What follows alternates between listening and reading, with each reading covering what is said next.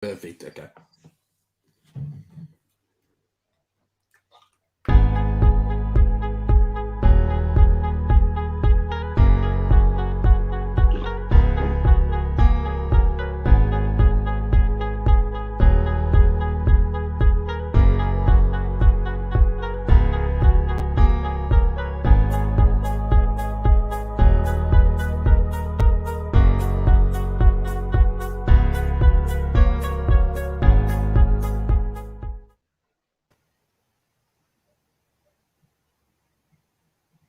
Hello everyone, welcome back to the channel for Everything Arsenal and welcome to the match reaction for Arsenal's 1-0 defeat to Everton.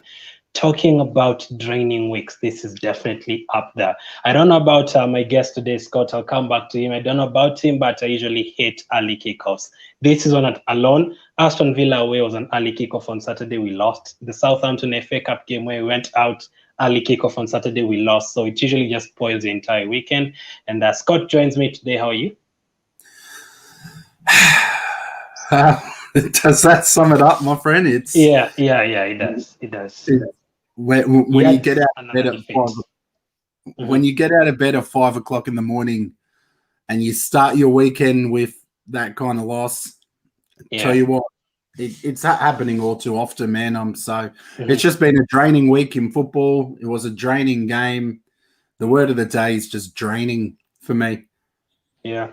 It got to like the 60th minute. I was like, this one has 0-0 written all over it. There's no team that's going to score. I don't think Everton are fighting for that much. I don't think Arsenal are fighting for that much. So basically, apart from the Europa League for us, you're basically on the beach, like the likes of Crystal Palace and Southampton. Like, you're not really expecting anything from the league, and that could end up a 0-0 draw, but until Leno decided otherwise. But first of all, as usual, we're going to go through the lineup. I'll put it on screen right now. Scott, what did you make of our lineup? Yeah, look, to be honest, as you said, there's not a lot to play for either team. And for us, our whole season boils down to what happens in Europe. So I actually expected more rotation. I was hoping to see Balogun involved. I was hoping to see Martinelli start. Even some of the youngsters like Aziz, I wouldn't have minded seeing him involved in some way. So it was a much stronger lineup than I expected to see. You know, when you look at our squad, we don't have a brilliant squad. This is, with all the players that were fit, this is what I basically would say is our strongest lineup with everyone who's available. Yeah. Would you, if you were the manager, would you have given Balogun a shot, or would you give Nketiah a shot because he scored a goal last time out? Look, I'm starting. There were rumors that came out. You would have seen these strong rumors that Balogun has signed a new contract. But the longer it goes on without being announced, and he's not being involved in games, if the thinking was that Nketiah is not up to the standard and he's someone that we're going to let go, I would expect to see Balogun getting involved. To be honest, I don't think either of them really is going to make a big impact right now or next season. Even Balogun will need time, but, you know, I thought, why not start him? If he's the youngster we signed for next season, and if Nketiah is going to be let go, I would expect to see Balogun getting game time now, so he's more ready next year. Next season. I agree with you. I agree with you. And Chambers was okay with. I think they need to get some understanding between each other. Chambers, Holding, and Murray before the Europa League game. Partey in midfield and Sabas. I don't know about Sabas playing on the left side. Okay, he's getting some shots through. Not playing that badly is okay, but I didn't really expect much after seeing that lineup. I expected a draw, but ended up losing the game. So let's get into the first half reaction. How did you make of the first half? I think we only created the Saka chance, and Everton actually had the better of the chances, hitting the post from a free kick.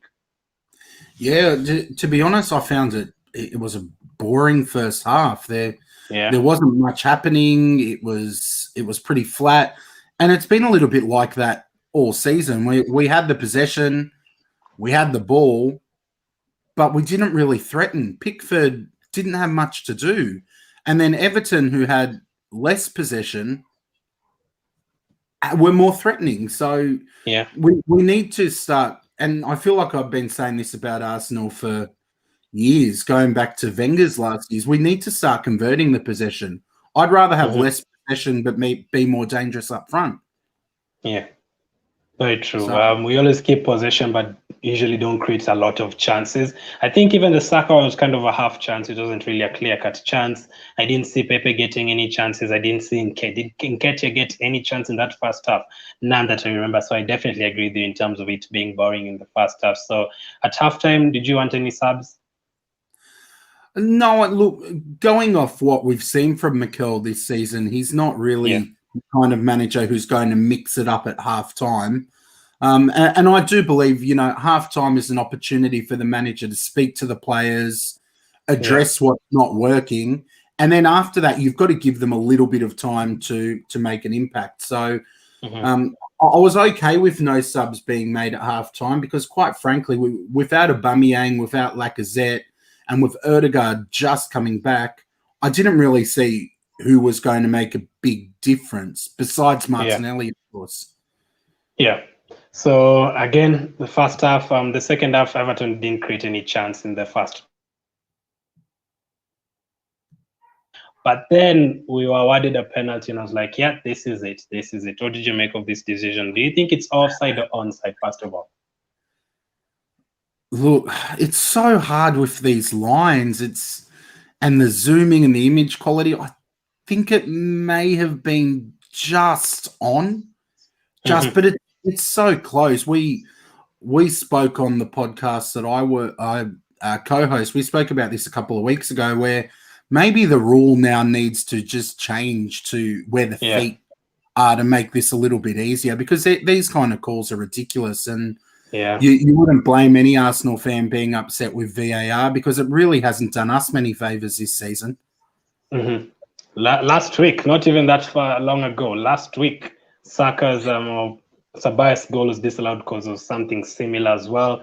And we gave away a penalty. They checked it for 5 minutes, and they gave them the benefit of the doubt and gave them as an onside. Same as today, they gave Richarlison onside. So I don't know. I actually usually believe this agenda thing, Scott, but I don't know. That was very unlucky. But you say that you didn't actually think it was a penalty? No, look, and I try the way I approach these games is I try to be as balanced as possible. Ceballos, for me, and he does this, I actually don't mind him as a player, and I think he was one of our more dangerous players today, considering how weak we were up front. But I thought it was a dive, to be honest. There was minimal contact, and if that penalty had been given against Arsenal, I'd be furious, because Ceballos makes the most of it. And he does this all the time. He goes down, he rolls around. I can't stand the play acting, and I would have been angry if that penalty was given against us, because there was barely any contact. Yeah, and I realized that as well. I was like, I was very surprised that they actually gave us a penalty, but they actually denied it because of it was an offside. Apparently, they actually had given the penalty anyway. And then a couple of minutes later, you're thinking, 0-0. But before that, we brought on some subs, Martinelli, Odegaard. Did you expect any improvements after they came on? Oh, yeah, I did expect improvements, but I mean, it's always hard when players don't have enough time. Thanks, Rob. That's one of the guys from the co-hosts, and he's very balanced too. Well, it wasn't a pen, but I expected to see some improvement, but it didn't seem to happen. For some reason, we didn't click this morning, so it was just one of the games. Okay, and then it finally came the time, man. I'd actually looked away myself. I was like, that's an easy catch. Let's go. Let's push forward. I was actually looking away, like on my phone. And then I was like, I had the commenter saying, oh, no. I was like, oh, no, what did he do? And then you just see the ball rolling down slowly into the net. What do you make of that mistake? Is Leno to blame yet again? Or no, what am I asking? Is Leno to blame? Of course, he's to blame. Leno making another mistake again. Are you getting a bit suspicious or not confident in him going forward into the Europa League games? Look, I think that there's a couple of factors behind why this happens. First of all, it was just poor goalkeeping. To get beaten like that from that angle in any situation is poor. But for it to go between his legs, I think he's just switched off. As we said a couple of times, it was really a boring game, and neither keeper had much to do. So I almost think he's kind of not fallen asleep, but because he's had not much to do all game, his concentration levels have just dropped, and it was just so sloppy. I mean, I'm down here in Australia, so I'm a big fan of Matty Ryan, and I love the fact that we've signed him. He's an Arsenal fan. He's an Australian. But really, Leno's had some good moments too where he's really pulled us out of trouble. And I don't think it helps that the defense in front of him keep changing. For a goalkeeper, your communication with your defenders is so important to how you do your job. And when you've got constant change in front of you, it can make it hard too. But there's no excuse to what happened. It was poor goalkeeping. But I'm still predicting that he'll start against Villarreal. I can't see Mikel starting Matty Ryan in that game. I remember when we played West Ham just before the international break. You remember he made a mistake in this game as well when he was beaten in the near post by Bowen when everyone fell asleep. I remember again people forget about the Europa League game. I think it was the first game against Rapid Vienna. He gave away the ball. I remember what he did with Xhaka against Burnley again a couple of weeks ago as well, gave away a goal. So the number of goals he gave away are so many. I actually think we've lost by 1 goal so many times this season, and most of them are mistakes. Look at Villa, Cedric mistake, today Leno mistake, when he drew with Burnley mistakes every single game. The only real goal we considered was against Tottenham when Lamela hit that Rabona finish. That's the only real goal we've considered the whole season, actually, because very, very terrible. And then Nketiah, what did you make of Nketiah today, his performance? He's so young, and he physically doesn't have the build of a striker who can play the way Mikel Arteta wants them to play. Mikel wants a striker to hold the ball up, and that's not how Nketiah is built. The perfect striker for that kind of system is someone like Giroud. And I can't remember who it was. I would love to have shouted them out. But I saw a tweet just before we came on, and someone was actually making that point that Giroud is actually the perfect striker for this system. But, you know, this is not a system for someone like Nketiah. For me, Nketiah should be playing with a strike partner up front. But you know what? His work rate was good, and I know we're doing some player ratings after this, so I don't want to give too much away, but his work rate was good. You can't say he didn't try, but you can only do so much. Yeah, you're very right. For me, I don't know, man, what to think about him.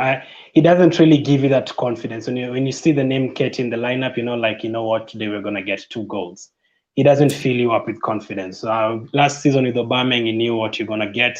This season with Lacazette, the last 2 months, you know what you're going to get. Martinelli, we know what you're going to get. You really expected him to get a chance up front. But with Nketiah, not really. I'm sure that's how the defenders feel. No disrespect to him, but don't you feel like a defender would be glad to see Nketiah instead of Lacazette? Definitely. Yeah, I don't think the defenders would be concerned when they saw him in the lineup. I mean, to make your point, you flip it around and you look at Everton, you had Dominic Calvert-Lewin up front. Now, I actually think our centre-backs did a really good job keeping him quiet tonight. But sometimes when you have a striker like that who takes so much attention from the opposition defence, opportunities then open up for other attacking players. So we saw Richarlison got into the box and he created that own goal, but they didn't need to put extra energy into Eddie Nketiah tonight. So I think that's part of the reason as well why Saka, Pepe, and Emile Smith-Rowe were so quiet, because the defenders were able to, focus on all of them at once and not have to stress too much about Eddie. But I mean, again, he's young. He's not physically built to play that way. But at the moment, with Laka and Aubameyang not being fit, he's probably the best option we have. You're right. And then last player, I know we're going to come to player ratings the next video, but Partey today? He works so hard, and I love him. I think he's a really good player, but he just hasn't hit the ground running for Arsenal yet. The injuries have disrupted that, but his work rate was great. you know, there were lots of little fouls, but someone playing in that position with his role needs to make fouls and break up the opposition play. So I thought his defensive work was great.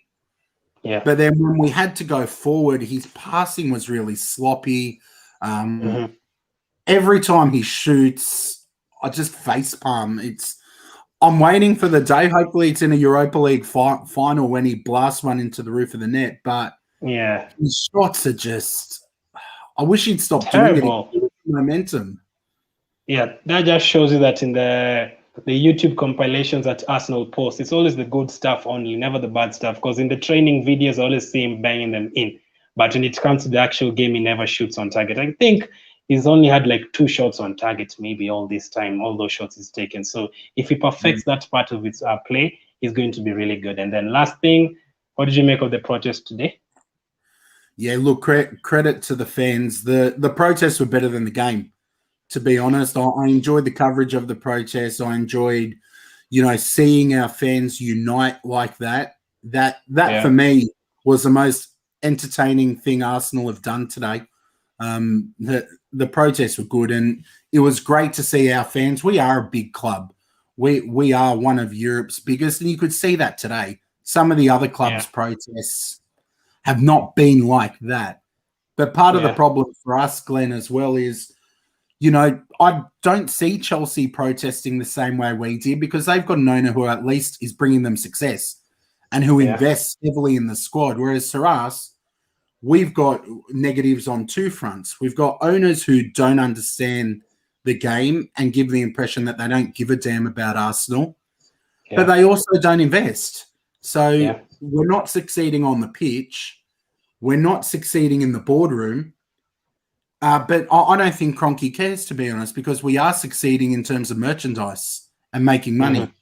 So we need more of that. We need the international fans and the local fans to unite, because, you know, on social media, there was huge outrage, and us international fans helped with that too. So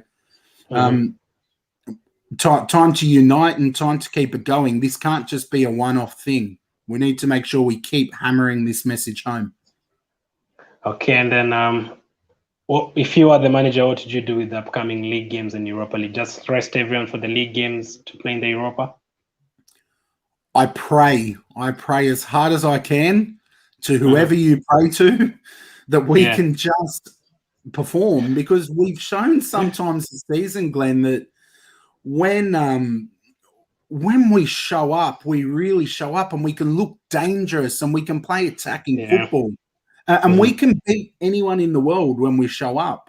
But we've also shown that sometimes we sabotage ourselves. You said it earlier, man, it's the mistakes that cost us. But I would start rotating in the league, and everything now has to count on Europa. We give the youngsters a go. The youngsters that are in Mikel's plans for next year, start letting them play so they get some Premier League experience now, because everything boils down to Europa. Awesome. Thank you for that, man. We'll be back with the player ratings in like 5 minutes. Thank you for coming on, Scott. Where can they follow you and your podcast as well? It's always a pleasure, man. Look, you can follow me on my Twitter handle that's there. I also co-host a football podcast with some friends back home, and our football podcast is called It's a Football Thing. You can find us on Twitter at IFTPod. I'm just going to remember the Twitter handle. It's at capital IFT Podcast AU. So you can find us on there. Thanks for having me, man. And you work with the Man United fan, and which other fan again? Yeah, one of them commented earlier. He's in the chat, Rob. I'm with 2 of my friends that I've been friends with, 10, 20 years. So it's really good banter. It's just some Aussie mates talking about the Premier League. But I am stuck with a Chelsea and a Man United fan. So we'd love more Arsenal fans to come and support us, man. Yeah, not this season. We'll try next season. We have nothing to say this season. I mean, United are having a very good Premier League season, and Chelsea could get top 4 as well. So, thank you for coming on. Let me see us cover. Yep. There's your buddy. He says well in. So I'll be back with the player ratings. We'll discuss more on the players in that video. As of now, thank you for watching. Keep staying safe, and I'll catch up with you guys later.